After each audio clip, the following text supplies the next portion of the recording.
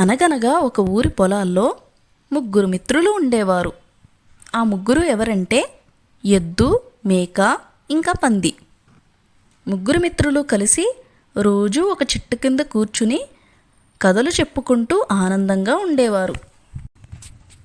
ఒకరోజు పందికి మేకకి మధ్య ఓ చిన్న వివాదం వచ్చింది. పంది ఇలా అంది, నేనే మీ ఇద్దరికంటే బలమైన వాడిని. దానికి మేక అంది, నేను మీ ఇద్దరికంటే అందగాడిని. కానీ ఎద్దు మాత్రం ఏం మాట్లాడకుండా ఇద్దరి మాటల్ని వింటూ నవ్వుకుంటూ ఉంది. పంది ఇంకా మేక మాటలను దూరం నుంచి ఒక రైతు గమనిస్తాడు. వీటికి ఎలా అయినా బుద్ధి చెప్పాలి అనుకుంటాడు. రైతు జంతువుల దగ్గరికి వచ్చి ఇలా అన్నాడు, నేను పంట పండించడానికి పొలం చదును చేయాల్సి ఉంది. ఈ వయసులో నా ఒక్కడి వల్లే అది సాధ్యం కాదు. మీరు ఇద్దరూ నేను గొప్ప అంటే నేను గొప్ప అని వాదించుకుంటున్నారు కదా. ఇద్దరిలో ఎవరు గొప్పో నేను చెప్తాను.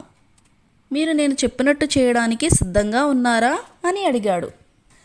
దానికి పంది ఇంకా మేక ఉత్సాహంగా రైతు చెప్పిన పనులన్నీ చేస్తామని చెప్పాయి.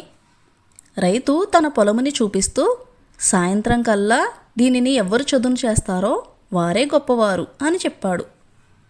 పంది వెంటనే పొలములో పరుగులు పెట్టి పక్కనే ఉన్న పంటల్ని పాడు చేసింది.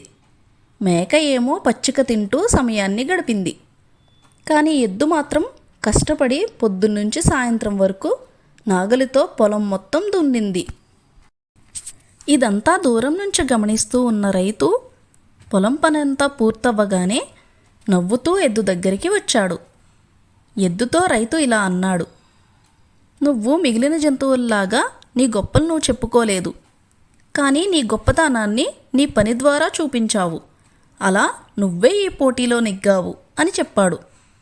ఆ మాటలకు మేక ఇంకా పంది తమ తప్పులను తాము తెలుసుకున్నాయి. మరుసటి రోజు నుండి అవి ఎప్పుడూ వాదులాడుకోలేదు. ఎప్పుడూ కలిసిమెలిసి ఉంటూ పనులన్నీ కలిసికట్టుగా చేసుకునేవి. అలాగే అవి ఈ విషయాన్ని బాగా నేర్చుకున్నాయి, మాటల కంటే పని గొప్పది అని. మీకు ఈ వీడియో నచ్చినట్లయితే వెంటనే లైక్ చేయండి. ఇలాంటి మంచి వీడియోస్ కోసం మా ఛానల్ని సబ్స్క్రైబ్ చేయండి. Thank you for watching.